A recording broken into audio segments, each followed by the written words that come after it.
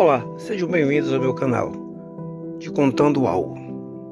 Hoje daremos continuidade à leitura do livro de Joyce Meyer, Administre Suas Emoções. Falaremos hoje sobre os dois outros tipos de personalidade.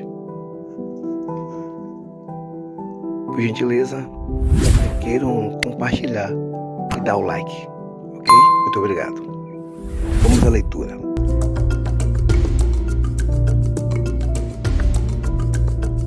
O terceiro tipo de personalidade é conhecido como sanguíneo. Esse é o tipo mais emocional de todos. A personalidade sanguínea é efervescente e parece passar pela vida saltitando. É fácil dizer quando uma pessoa sanguínea entra na sala. A voz dela pode ser ouvida acima das de todos os outros. Ah, estou tão empolgada por estar aqui. O sanguíneo tem a tendência de irritar o colérico, principalmente um colérico como eu. Sou o tipo de pessoa séria voltada para um objetivo, que sempre tem um plano e está se movendo em direção a ele. Quando o sanguíneo entra saltitando, ele geralmente me perturba, mas o sanguíneo talvez nem perceba. Por ser tão cheio de alegria e energia, ele geralmente não se dá conta de qualquer outra coisa a não ser se divertir. Os sanguíneos costumam se casar com o quarto tipo, chamado melancólico. Como você pode imaginar, os melancólicos são aqueles que têm mais problemas de depressão. Eles são as pessoas profundas, pensadoras e organizadoras. Eles são daqueles tão organizados que arrumam suas estantes de condimentos em ordem alfabética. Amarram os cadastros e os colocam dentro dos sapatos antes de colocá-los cuidadosamente no armário. Eles acreditam que existe um lugar para tudo e que tudo deve estar em seu lugar. Os sanguíneos frequentemente não são muito disciplinados, e isso, naturalmente, é algo muito difícil para os tipos melancólicos. Os melancólicos são pessoas realmente arrumadas. Eles sempre têm um plano, mas geralmente acabam se casando com sanguíneos que não se importam nem um pouco se existe um plano ou não. Mesmo se eles tivessem um plano, os sanguíneos não se lembrariam dele por mais de 5 minutos. Eles são aqueles que deixam o carro em um estacionamento e não conseguem se lembrar onde o deixaram. Você acha que um sanguíneo se preocupa com isso? Não, a mulher que eu conheci que fez isso. Ela achou engraçado. Agora ela tem uma história para contar nas festas de que participa. Como você pode ver, a maneira como você e eu reagimos às emoções depende até certo ponto de qual destes 4 tipos descreve melhor a nossa personalidade individual: colérico, fleumático, sanguíneo ou melancólico. A maioria de nós é uma mistura de 2 ou mais tipos de personalidade. Conhecer a si mesmo é muito útil.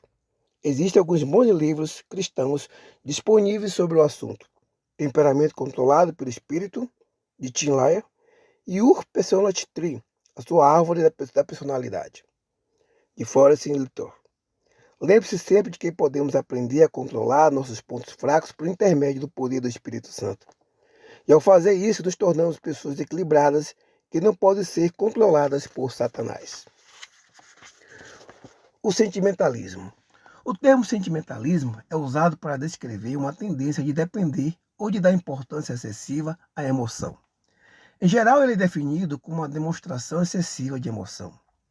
O emotivo é alguém cuja conduta é governada pela emoção em oposição à razão. Uma missão ou atribuição que sempre dou aos que frequentam meus missionários, sempre é esse assunto que leio um livro de Provérbios e descubram todos os versículos ali contidos que comparam a emoção com a sabedoria. Ao fazer isso, eles geralmente aprendem que uma das diferenças entre sabedoria e emoção tem a ver com o momento adequado. A sabedoria espera o momento certo para agir, ao passo que a emoção sempre exige ação imediata. O sentimentalismo é impossível, ele exige ação imediata, enquanto a sabedoria olha adiante calmamente para determinar como uma decisão poderá afetar o futuro. As emoções só se preocupam com o que está acontecendo no momento.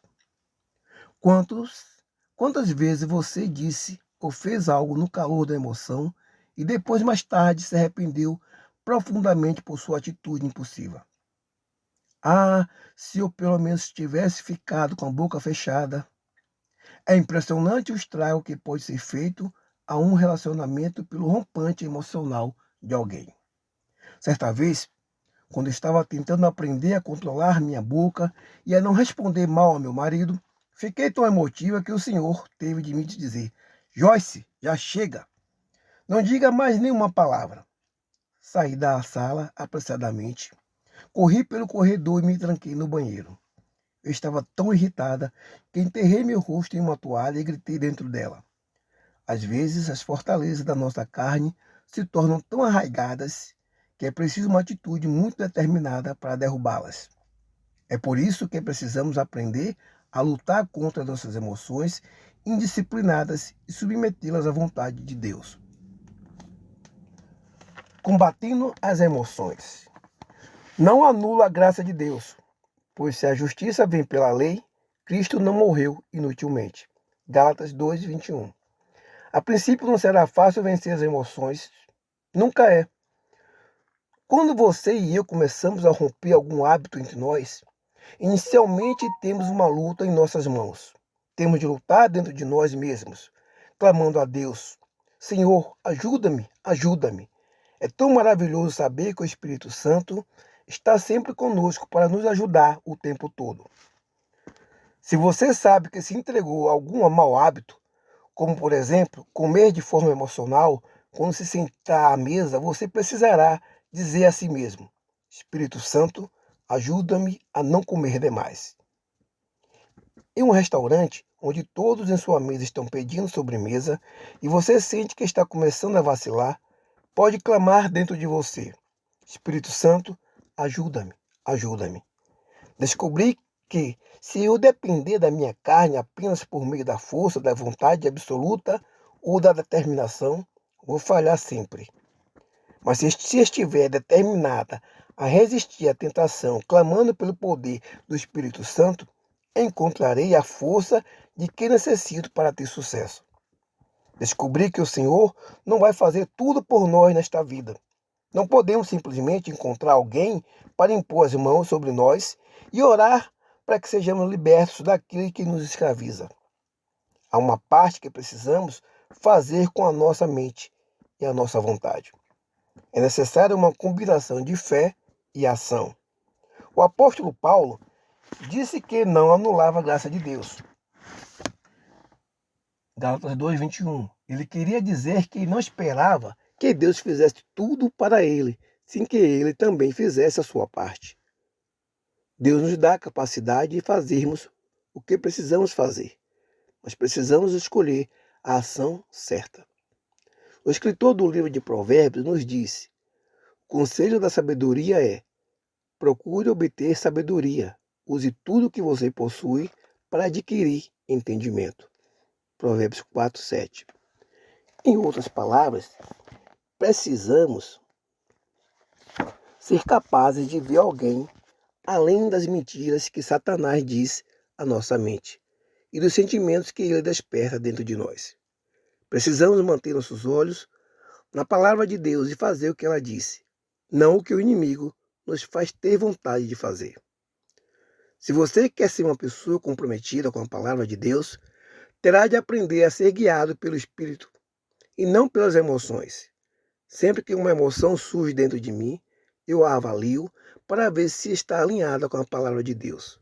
Se não está, o Espírito Santo revela isso a mim e eu resisto a ela.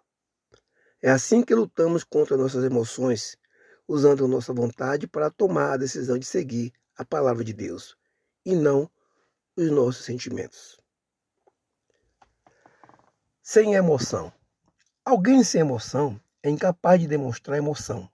Alguém que não se sente emoção ou que se sente pouca emoção. Muitas vezes, quando as pessoas foram magoadas profundamente no passado, elas desenvolvem um coração duro em seu interior e levantam muralhas altas do lado de fora para se protegerem. Elas podem ter os mesmos sentimentos que os outros, mas são incapazes de demonstrá-los. Às vezes, podem ter sido tão machucadas que acabam endurecidas e incapazes de sentir qualquer coisa. Em ambos os casos, há necessidade de cura. Emoções endurecidas e desenfreadas. Assim eu lhes digo, e no Senhor insisto, que não vivam mais como os gentios, que vivem na inutilidade dos seus pensamentos. Eles estão obscurecidos do entendimento e separados da vida de Deus por causa da ignorância em que estão, devido ao endurecimento do seu coração. Tendo perdido toda a sensibilidade, eles se entregaram à depravação, cometendo com avidez toda espécie de impureza. Efésios 4, 17 e 19. O Senhor chamou minha atenção para essa passagem sobre os incrédulos e me mostrou duas coisas a respeito dela. Em primeiro lugar, ela diz que os incrédulos estão tão endurecidos que se tornaram insensíveis. Eles vivem segundo os seus sentimentos, em sua sensualidade e carnalidade. Enquanto eu meditava nessa afirmação, o Senhor me mostrou que essas pessoas não estão fazendo o que deveriam estar fazendo com os seus sentimentos. Deus nos dá sentimentos para um propósito e um uso específico na nossa caminhada com Ele. Essas pessoas foram endurecidas a tal ponto que não conseguem usar seus sentimentos para o fim correto. Satanás as levou para uma área onde estão vivendo uma vida desordenada e fazendo tudo o que tem vontade de fazer. Qual é a filosofia do mundo hoje? Se você se sente bem, faça. Você e eu, porém, não devemos viver assim. Jesus e as emoções. Pois não temos um sumo sacerdote que não possa compadecer-se das nossas fraquezas, mas sim alguém que, como nós, passou por todo tipo de tentação, porém sem pecados. Hebreus 4,15. De acordo com esse versículo, Jesus sentiu cada emoção e sofreu cada sentimento que você e eu sentimos, mas sem pecar. Por que ele não pecou? Porque não cedeu aos sentimentos errados. Ele conhecia a palavra de Deus em cada área da vida, porque passou anos estudando-a antes de começar seu ministério. A Bíblia diz que, quando criança, Jesus crescia e se fortalecia no espírito, enchendo-se de sabedoria.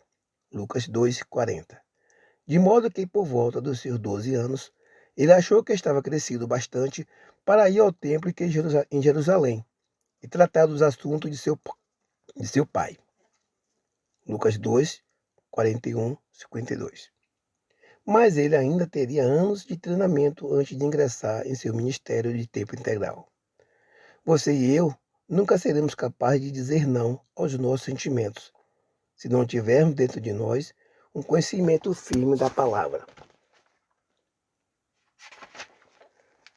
Jesus tinha os mesmos sentimentos que nós temos, mas ele nunca pecou cedendo à pressão deles.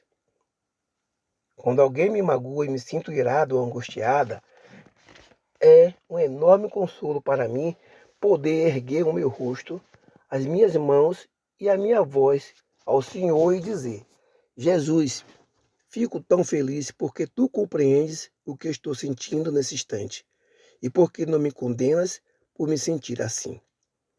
Não quero dar vazão às minhas emoções. Ajuda-me, Senhor, a superá-las.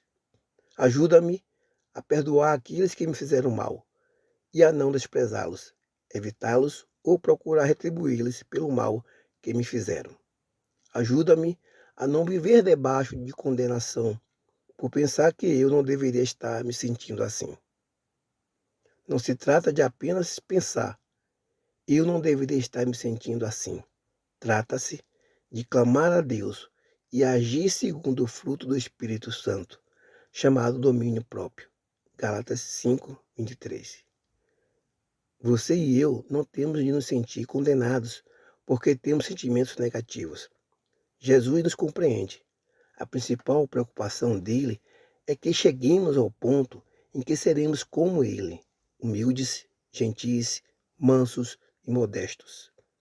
Ele quer que desenvolvamos a compaixão, a compreensão e a sensibilidade de coração.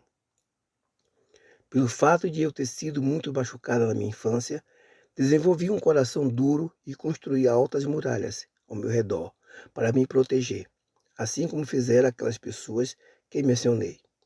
Eu me tornei dura e enrijecida por dentro, mas aprendi e ainda estou aprendendo que qualquer tipo de personalidade, por mais ferida que tenha sido sofrido, pode ser apresentada e projetada de uma maneira mansa e suave. Independente de quais sejam as nossas experiências passadas ou os nossos sentimentos presentes, devemos ser compassivos com os outros. Devemos nos alegrar com os que se alegram, mas também devemos chorar com os que choram. Romanos 12:15. Uma das coisas que Jesus transmitia às pessoas e transmite a nós hoje, e que precisamos transmitir aos outros, não é a dureza, mas a compreensão. Independente do que alguém faça ou tenha feito conosco, precisamos transmitir a ele a mensagem. Entendo o que você está passando. Entendo como você se sente. Mas deixe-me também lhe dizer o que fala a palavra de Deus. Você não tem de ficar como está. Pessoas feridas ferem pessoas, mas o amor pode curá-las e transformá-las. É óbvio que Satanás quer que façamos. Ele quer que desenvolvamos uma dureza e um enrijecimento dentro de nós para que não possamos sentir ou ser sensíveis às necessidades dos outros. Deus quer que sejamos mais sensíveis aos sentimentos e às necessidades dos outros e menos sensíveis aos nossos sentimentos e às nossas necessidades. Ele quer que nos coloquemos em suas mãos e que deixemos que ele cuide de nós enquanto praticamos ser bons, compassivos e sensíveis com as nossas pessoas. Como crentes, não devemos ser guiados pelos nossos sentimentos, mas devemos ser movidos por eles para demonstrar compaixão e compreensão àqueles que necessitam. Esse é o propósito e o uso correto dos sentimentos e das emoções, a fim de que, com a consolação que recebemos de Deus, possamos consolar os que estão passando por tribulações. 2 Coríntios 1:4. Ficamos por aqui hoje. Daremos continuidade à leitura do livro na próxima quinta-feira. Muito obrigado. Um grande abraço.